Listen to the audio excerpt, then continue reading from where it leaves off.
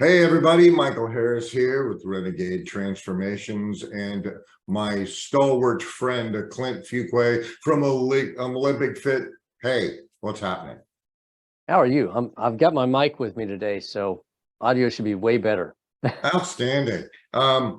We had a really good response on working styles for athletes, and we had talked about how do families and spouses and so on help their athlete.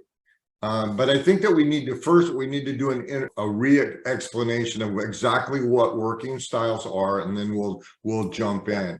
So working styles, there are three primary working styles. They are independent, they are proximity, and they are collaborative. And what this means is an independent athlete, even if they're playing on a team, they're going to want to train alone. They're going to want to do their stuff.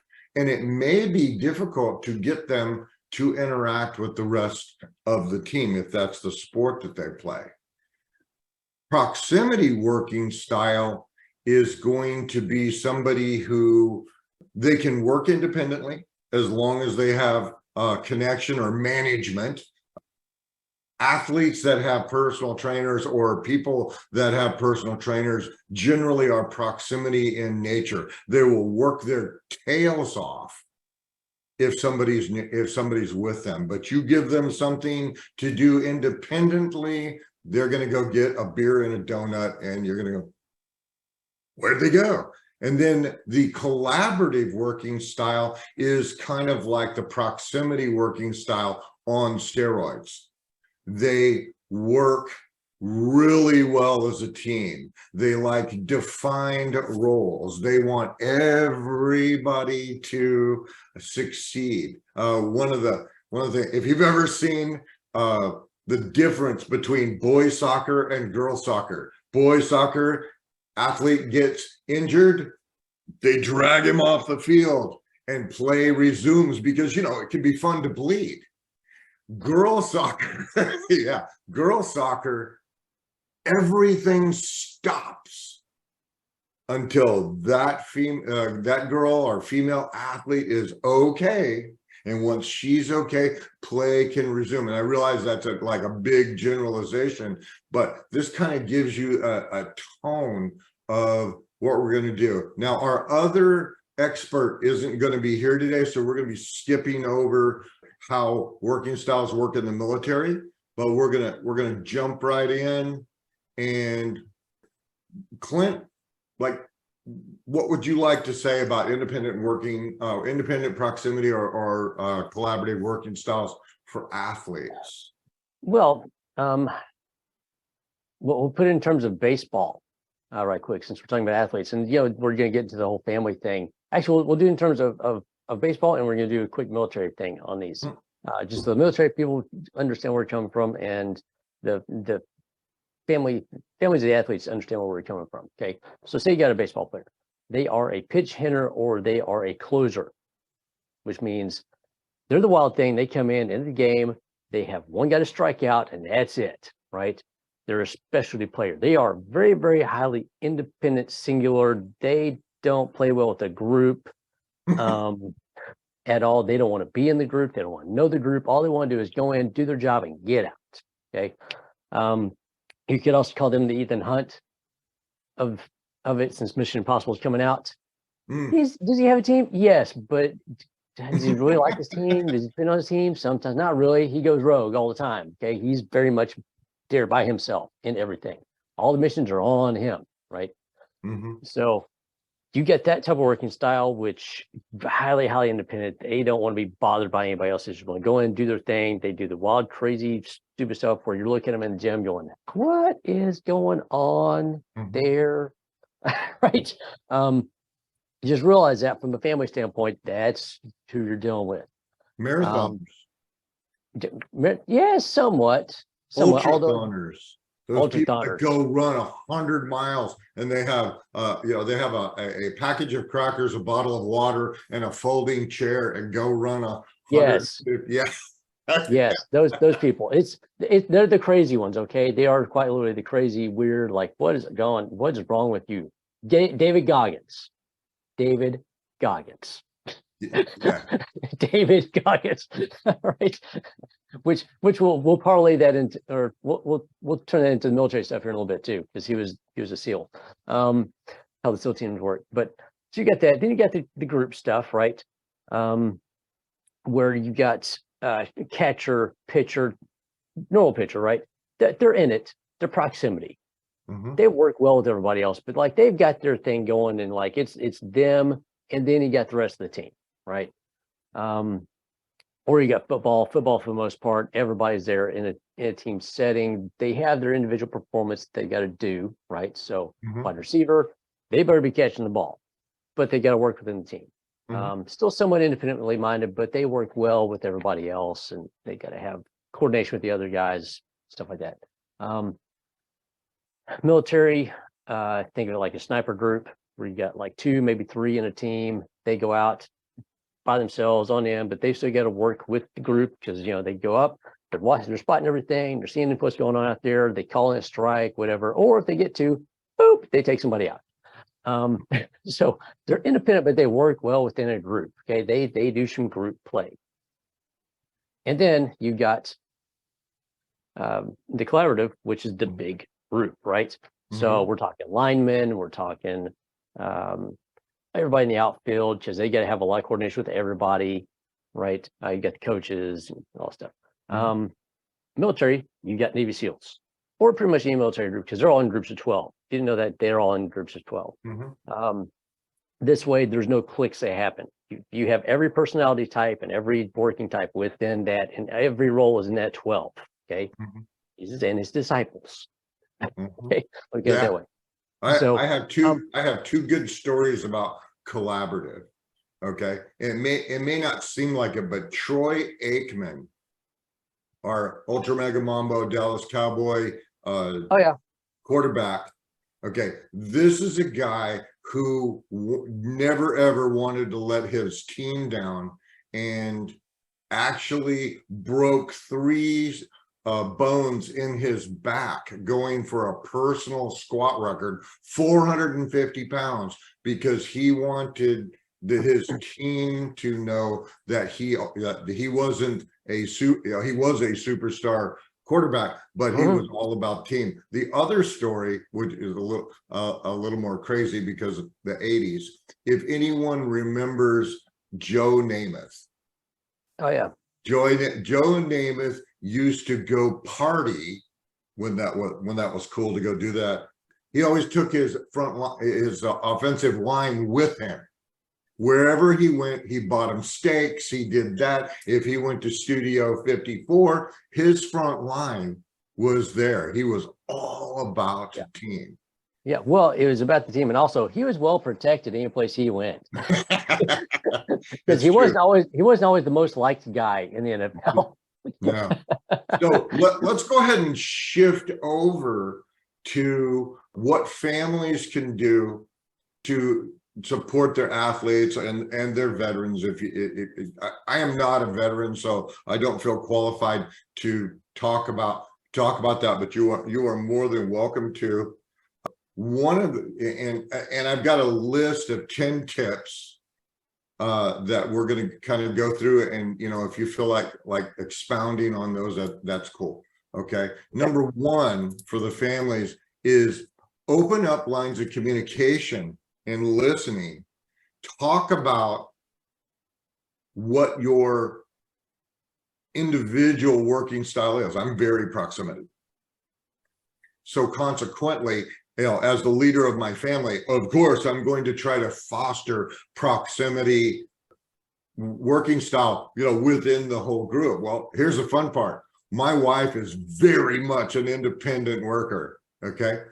In order to go into her office, you have to first disable the claymores that are coming in. You have to make an appointment, and no matter what, if she's busy, you might still get the hand, and she'll never even look at. If you interrupt her, she has to stop what she's doing. She has to reload, And it was really, really interesting because I am so proximity high. I was like, oh, hey, send little texting memes and stuff like that. And eventually I'll get a message back. If you message me one more time, one more. Yeah. One more So time, I'm kicking you out. So it's a learning thing. So I'm going to encourage families to communicate. I'm going to encourage athletes communicate if what your family is doing isn't working, and which brings us to number two, and we kind of like covered For the independent people, just write a note and show it to them, because honestly, we're not going to talk to you. We're just going to get mad that you're even here. Why are you here? In fact, I'll do it to my athletes. If somebody walks in like unannounced and they didn't send me a message as you're coming in, I will stone cold look at them and go, what are you doing here right now? Like, oh, well, I got this. I just thought I could. No. No, this is appointment only, buddy. You set the appointment, you come in and see me. So you really need to hear number 3, provide encouragement and positive reinforcement. Yeah. So it might be a good idea for you to have that conversation with your athletes. And like you can, we do. you can tell who they are or what or how they function just by observing them, but communicating backward to them and saying, you know what, I'm a very independent person and I don't do random chitty chat, and I'm not going to message you back and forth 85 times. I learned that about you. I'll send you a message. I'll wait. You'll get back to me, but you'll get back to me when you have time. Moving on to tip number 4 is offer flexibility and adaptability in the family routines, which could be a challenge if the leader of the family is extremely independent and he or she has this opinion. Go figure it out. Go do it yourself. I will say this is why moms take the load of most all of that, because they're much more collaborative for the most part. Even if they are independent, they're still more collaborative. just from a relational standpoint, and they want to take care of the kids, right? They've turned into mom, and they do way better at coordinating stuff and getting them here and there. The dads are, unless they're independent. Occasionally. Eventually somebody is going to rise up to that role. Tip number 5, this would apply to you fairly well, Clint, and some of your independent athletes. Understanding the importance of personal space and independence.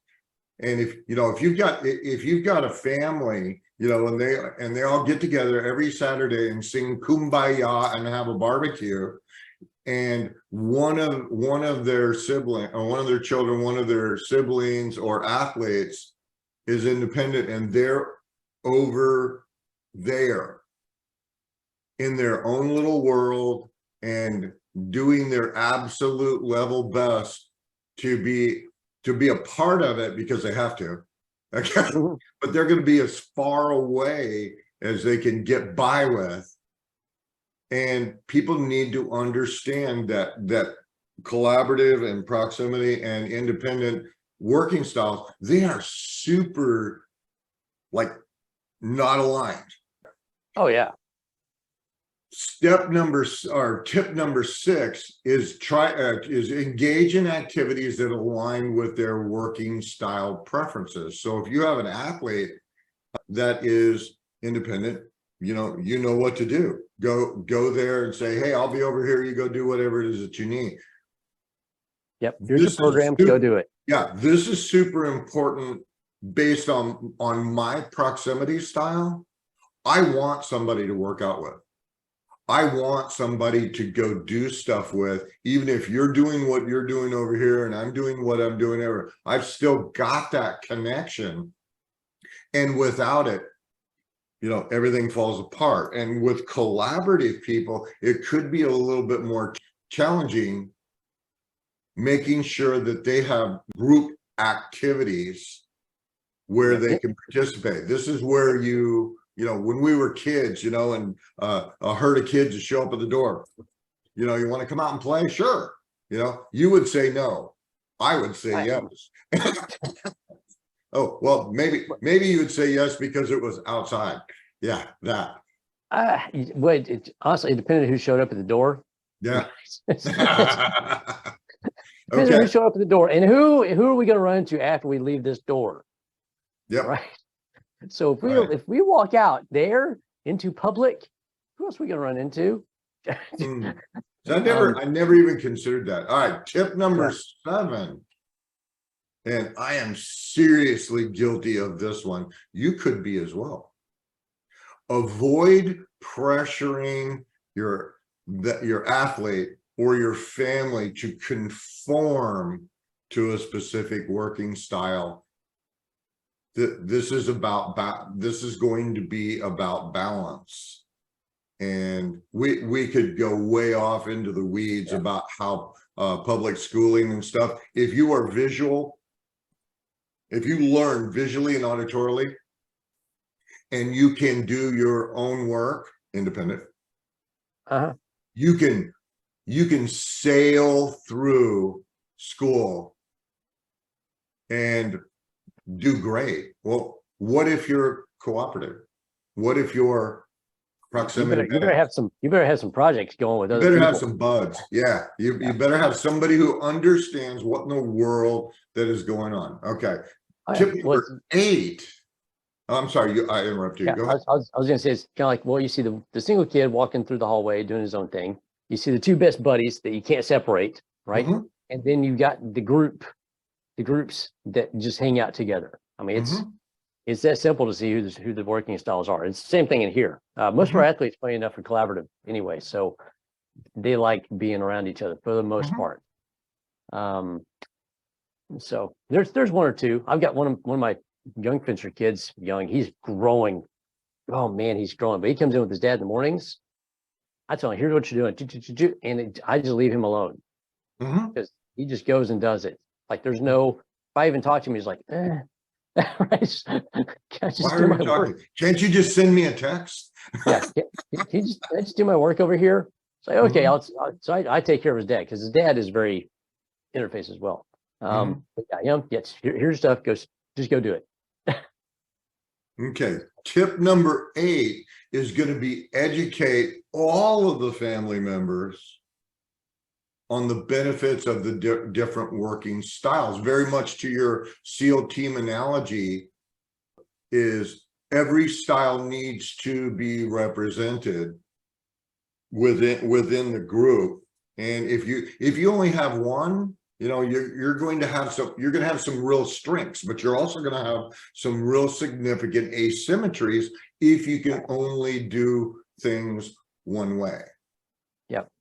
Okay. Yeah, well, the independents have to learn how to work with the collaboratives, even though they're loud and all over the place and unhinged and don't follow rules.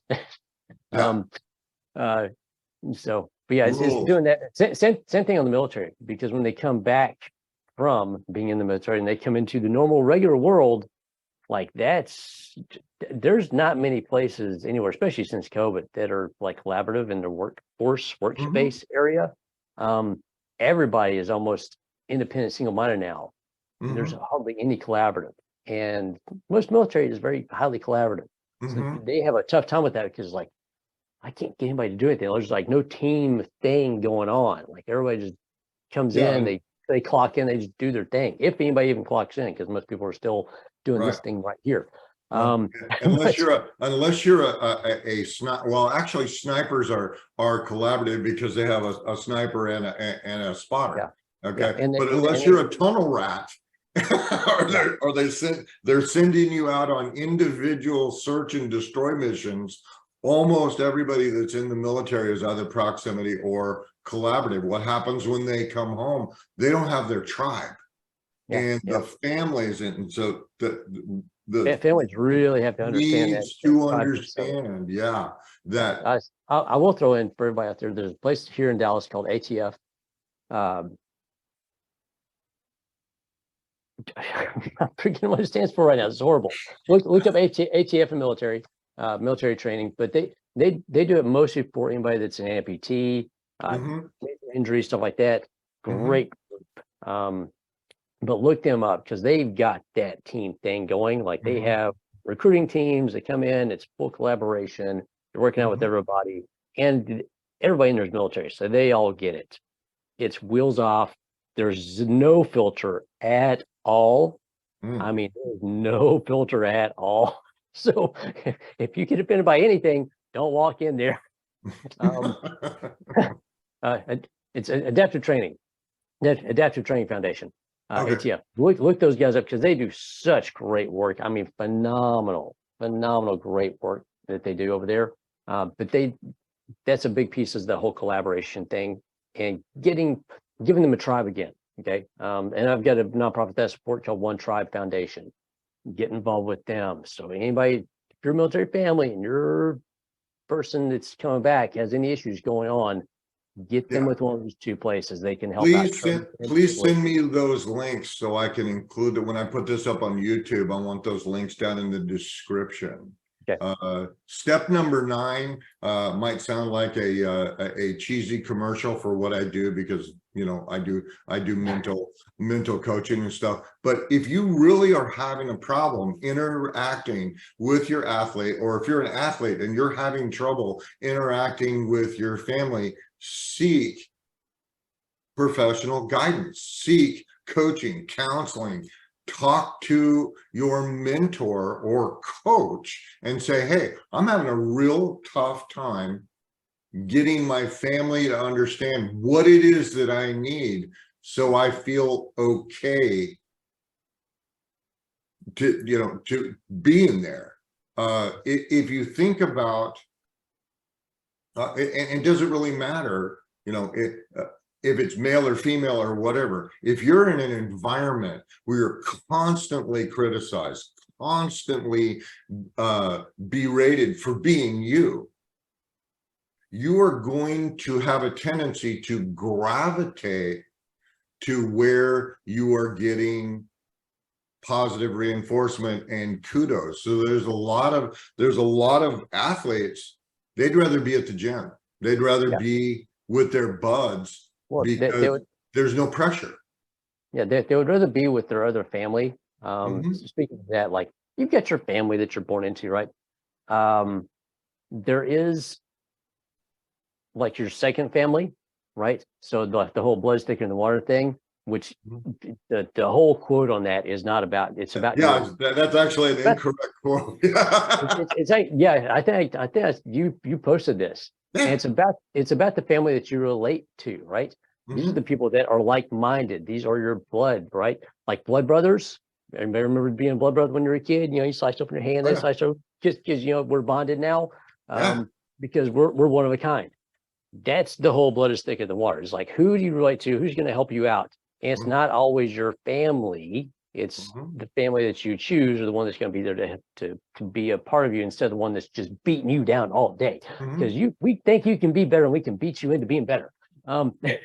So, which is not good most of the time. So, yeah, sometimes you got to have that second family for all the support and everything else, because oftentimes your family may not have the resources, the ability, the mental facilities, whatever, to do what's needed for you, for the athletes and for the military as well. Because a lot of times they just don't understand. They can't understand because they don't have the same mentality, and they definitely don't know what it takes to be a high-level athlete if they've never been there.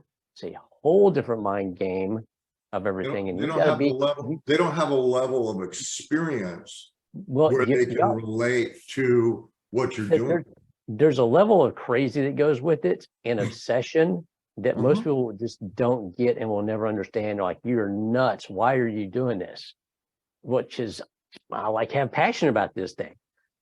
This is what I want to do, right? So, yeah, you have to be a little bit crazy, a little bit nuts to do that. And same thing in the military. Like some of the military operations, you gotta be a little bit off to do some. Yeah. And if you're not, you'll get there. They'll help you. And you got to come down from some of that crazy whenever you come back.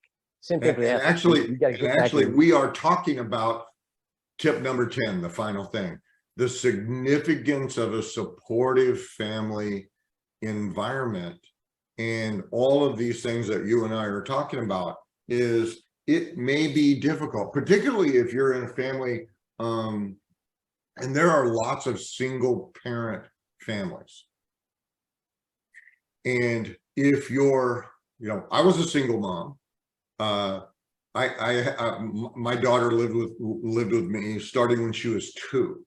Okay. And, I have 4 daughters, but that doesn't mean anything. That doesn't mean that I know anything about girls. It just, I speak fluent girl, but I am not a native speaker. So there's a lot of stuff that does not compute.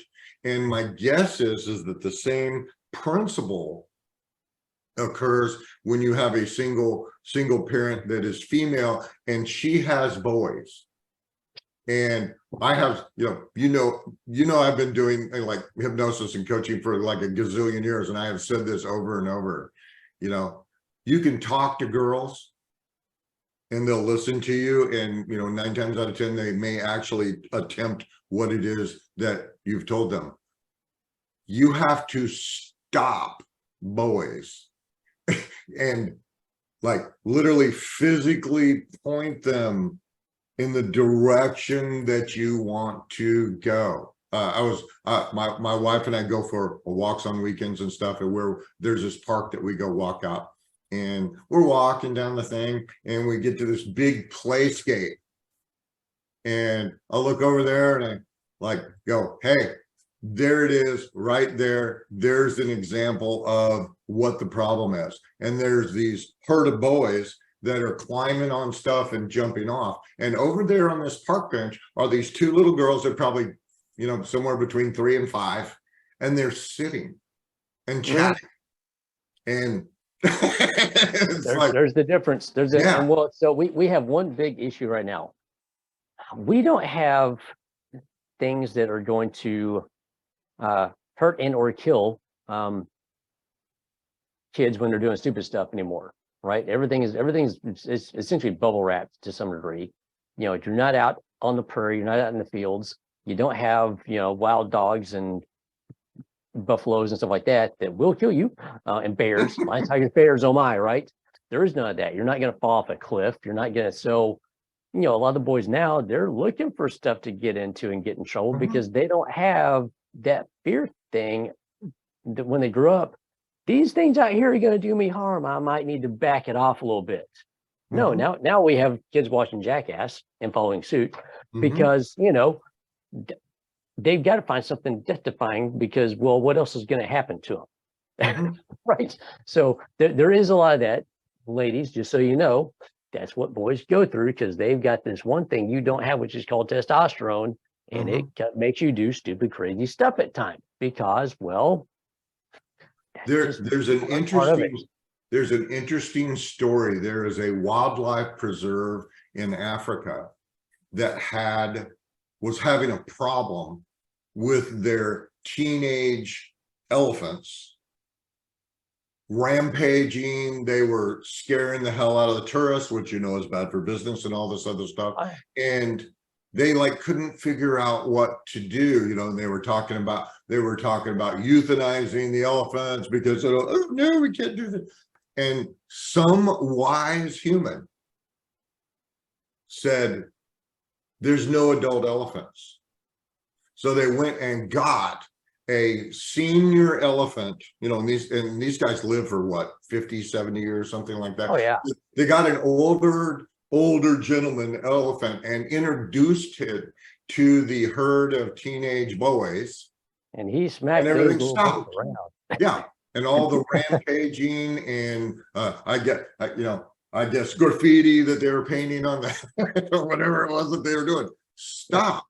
So if you are a single mom, consider putting your boys in sports. Consider there's got to be evaluating, and I know somebody that I could recommend. He's like there's got to be a strong male figure that will get them to chill out and show them and tell them why they need to, and then how to relate to the world, because look, this is you, this is the world, these are some set standards you got to do.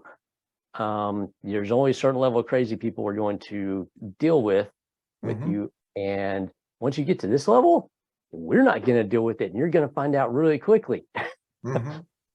what those limits are. Either you impose them or we'll impose them, but you've got stuff to do. You got a life to live. You got a mom that you're driving nuts. So, you know, Well, I think that young men desire structure, oh yeah, they have to, which is why a lot of young men go into the military, because they get structure. They may not like it, like initially, because they're used to doing whatever they want, but they will fall into agreement fairly soon. I'd like to kind of wind this up, and I just want to recap, like, so that everybody gets this. It is absolutely imperative that you get that there are three working styles: independent, proximity, and collaborative. And if you need help figuring this out, get a hold of me, get a hold of Clint. We'll help you work through it. The positive impact that a family can have on athletes and veterans is, like, there aren't words to explain how valuable that is. And the last thing is, just because your spouse, your family member, your athlete, your veteran exhibits a different working style from you, it's not wrong. It's just different. And this is a huge opportunity for you to learn something new that you didn't know before. and positive encouragement goes much further than negative. Because rarely do they get positive encouragement and applause. Rarely. So the more you can do that, the better.